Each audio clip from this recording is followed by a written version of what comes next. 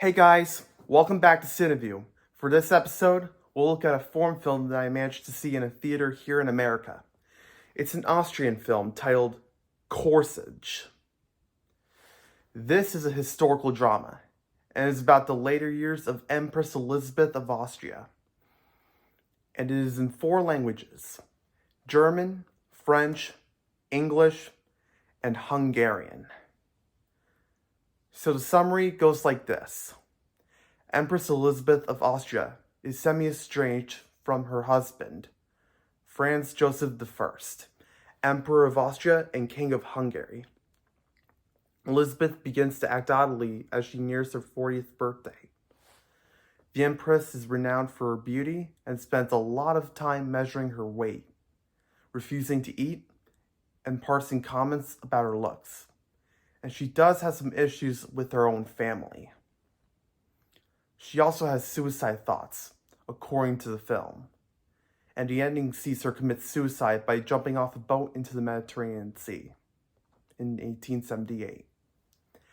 However, this is not how Elizabeth died in real life. She lived an extra 20 years until she was assassinated via stabbing in Geneva, Switzerland on September 10th, 1898. by an Italian army veteran named Luigi Lucchini, who would hang himself in his cell 12 years later.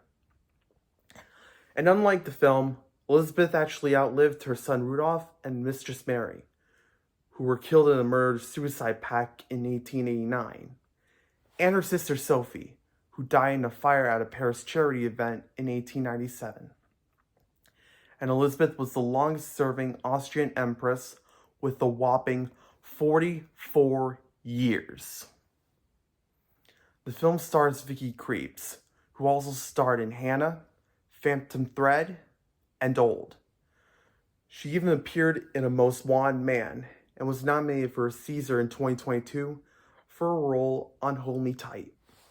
She also served as an executive producer for Corsage, and her performance in this film earned her a Cannes Film Festival Award and a European Film Award, along with several other film festival wins and nominations. The movie was written and directed by Marie Kreutzer, and her work here earned her a Cannes Film Festival Award nomination, a European Film Award nomination, and status is currently pending for a nomination for Best Non-English Film at the upcoming British Academy Film Awards.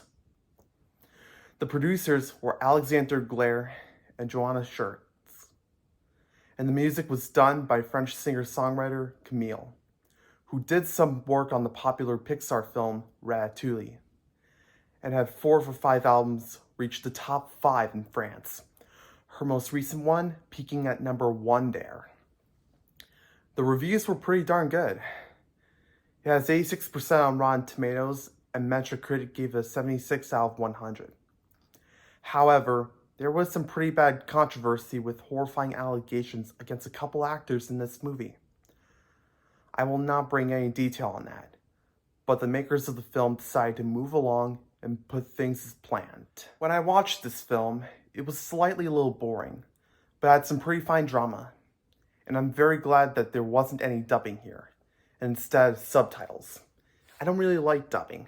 I think you should hear the voices of the actors here, and I think that subs are better than dubs. And Elizabeth's struggles are very relatable, and many of us can understand her. Many of us can feel her pain. Okay, so it's time for me to rate this movie. I'm going to give it 6.5 stars out of 10. A decent flick, a little boring to me, but still had a little spark. Elizabeth's legacy shall live on. I really hope you enjoyed this review. If you want to be up to date on weekly reviews, don't forget to like and subscribe, and tap the notification bell so you don't miss out on any content. See you next time on CineView.